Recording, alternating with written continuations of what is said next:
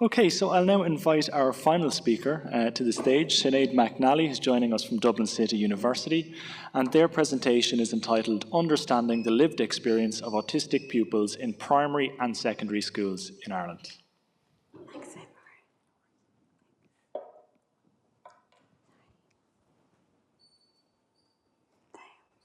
So, hi everyone, it's lovely to be with you today. We're all being so efficient, we're very conscious, we're right before lunchtime, so we're keen to get you out on time. I promise that Finbar has my full permission as a former student and a graduate of DCU to just tell me to stop talking whenever he needs to. I'm delighted to be talking about a project that I've been leading in Ireland called the Autism Friendly Schools Research Project. And as you can see, there are a number of co-authors here. We're a large team. My co-PI is Professor Mary Rose Sweeney, who's now at the RCSI, and Dr. Lisa Keenan is now at the Central Statistics Office. Dr. Aoife Lynham is now at Trinity, and Kieran Ramsbottom has just started his PhD in DCU. So we have a fab team. We're at the end of the project, and this, I have a feeling, will be the last conference presentation from our study. And what I really want to do is give an overview of the qualitative data. We have several work packages in this project. We were very generously funded by Research Ireland, formerly the Irish Research Council, through a Coalesce Award. And I want to tell you a little bit about what we did and why we did it and what we found.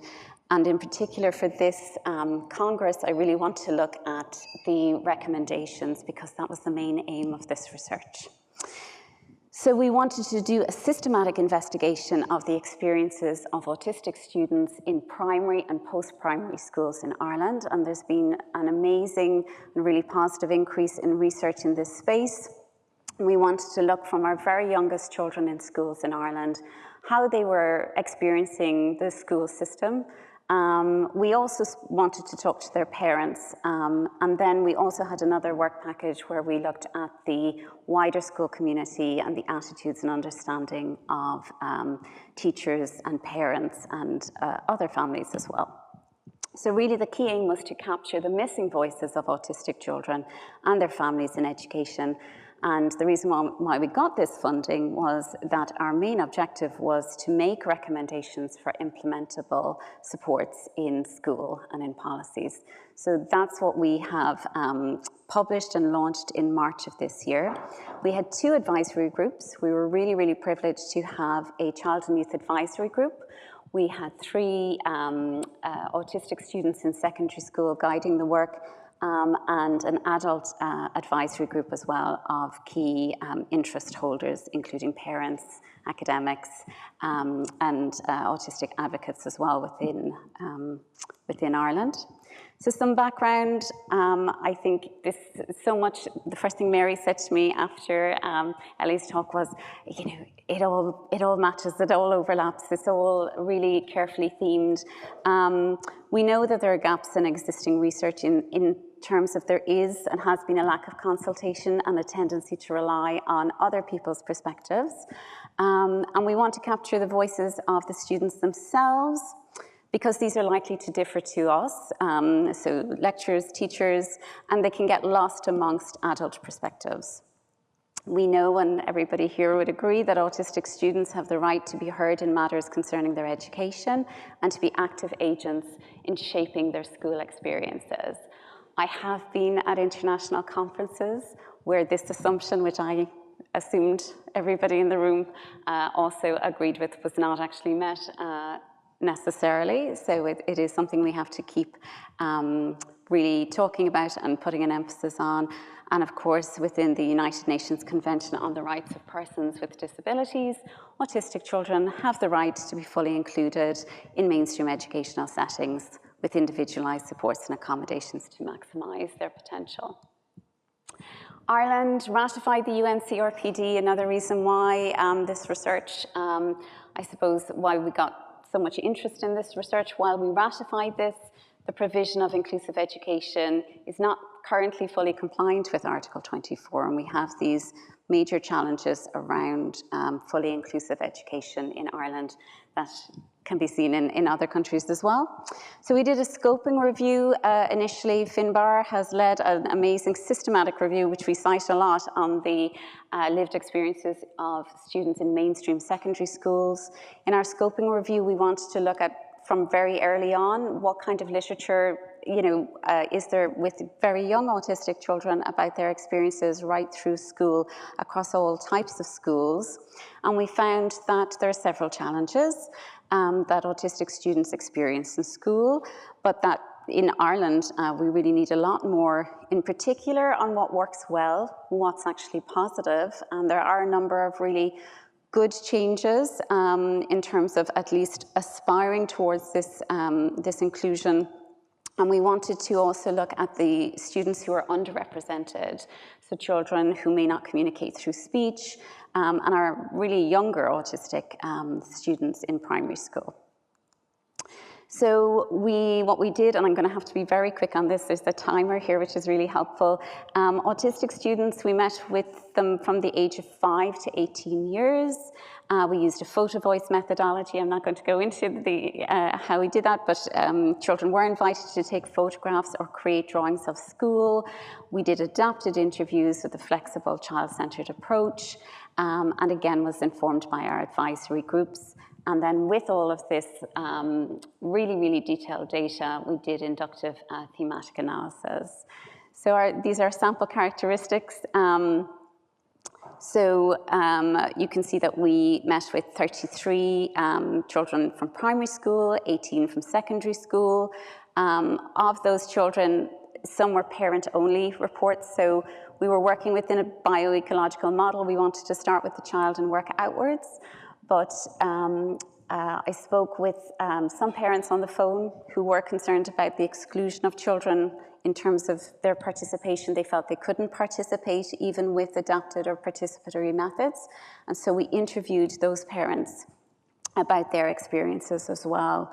But it was a really important issue that was raised throughout. So in terms of our findings, because I want to make sure I get to the recommendations as well. So this is really quite an overview. We have a summary report, which is on our website. I think I have the details at the end. But really what shone through is what Isabella has found, what Ellie's talking about, what Mary knows all about. It's really, our students were telling us in the study the importance of flexibility, of communication, of autonomy, and kindness. That kindness was just a central part of success in school. So where children spoke highly of their experiences in school, it was that they felt that they were safe, included, and that their teachers were very kind. And you can imagine talking with very young children as well, what they were saying about that experience. So the school experiences did vary widely across the sample. So from really enjoying school, so my school is perfect and I like it the way it is, to disliking school, I don't think there's a single day where I want to be there, to traumatized by school. So I was scarred from that experience because of those stupid people. So wide variations, I think that was the stark finding. I was talking about this with another researcher there at the coffee break, is that children either reported loving their school experience and feeling really valued, or they hated it. It was not, there was no in between. They felt really connected and valued and they belonged there, or it was really, really not pleasant. So children, this parent sent in this picture because their child wanted to show this heart that they'd made, and he was extremely proud of it. He said, I love school and I love teacher, as opposed to this image, this picture, which actually the child sent in after his interview because they really wanted to stress this. I'm never going in there again. Mark my words, every time I go near that school, I start feeling cold. It's like there's a force field around, and when I go to step into it, it hurts me. So we have many themes. What I've done here is I've put the two together from primary and post-primary, but we do separate these out in the report, as you can imagine, in terms of the age of the children and young people. But what was really central, and the key message we are trying to get out to schools, is the central role of the teacher and our responsibility as teachers for how children and young people experience school. I mean, we ask so much of teachers, anyway, but this is a really important piece around connection and being there for children. So they spoke of teacher affect, so that's the emotional quality of the way in which the teacher was, in particular shouting, shouting, essentially, being cross. Being cross isn't going to help, was the quote one of the children said. If you move through the school environment, similar issues around sensory planning and quiet spaces, the way in which outdoor space was facilitated and used. Really, there was an emphasis on micro accommodations. So students weren't asking for to be treated differently but flexibly and thought about in terms of micro accommodations. Finbar, there's the countdown here. Does this mean I have 1 minute left? I thought I was going the opposite. 2 minutes, great, okay. Thank you. I just an example of a micro accommodation was a child had ear defenders that she often used, but she couldn't use them. It was a younger child in our study. And she was finding it very frustrating to use them in class, and the teacher stopped and plaited her hair so that she could put on her ear defenders. So it just made a huge difference to her experience in the classroom and how she felt like she belonged there. So you can see we have this major theme of belonging. We also have themes around expectations, our academic expectations for students as well. Homework was a major stressor, and I'm going to move on very quickly. Say homework, especially for our older children, and in secondary school in particular, the school uniforms. So I know internationally there are different expectations around school uniforms. They vary in Ireland, but this emphasis on school uniforms was quite a theme. So we made several policy recommendations, which I'm going to speed through quickly. So system-wide changes are required to ensure resources, including staff resourcing.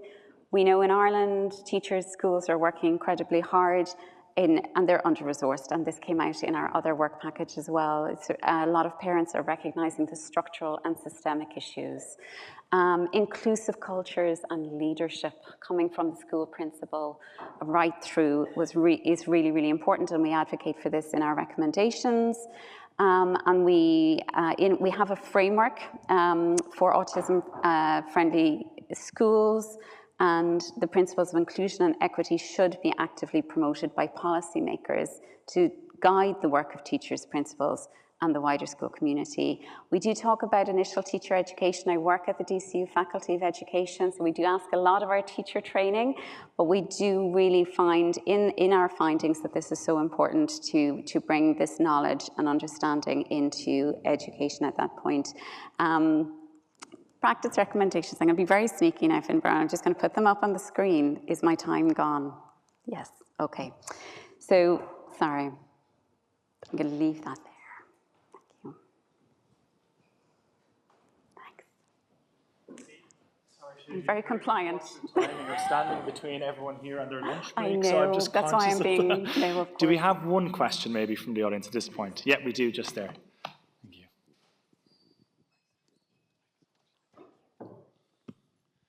Hello, thanks for the excellent presentation. One thing that I find shocking is that the Department of Education is unable to make training for teachers mandatory, and which is a real problem, I think, if we're going to see change evenly delivered across the education system. I wonder if you have a point of view on that, how that could be achieved, how the Department of Education could make training mandatory for all teachers. It's shocking to me that that's not the case. And are there examples in Europe where training is mandatory? Thank you. Okay, thank you. Well, I think I can just go with our data and our findings on recommendations, and it's very clear that this is essential, that this happens in initial teacher education and that there are opportunities for continuing professional development, and that it's an expectation that's built in for our schools. I say this because, like, I'm a mom of two boys, and I can see in their school their inclusive ethos and how much they're working on this and upskilling where they can. So it's an expectation that everybody is doing this, but we have, the reports we're finding is that this is massively hit and miss. And as you say, if it's not a requirement, if it's not mandatory in that sense, we're going to see very different practices. Our findings are indicating it's also massively about the culture of the schools. And actually where we're recommending a lot of emphasis is on how principals are employed and then supported to lead that inclusive culture. And that how the climate of a school is massively affects students and their experiences. Hope that's somewhat helpful.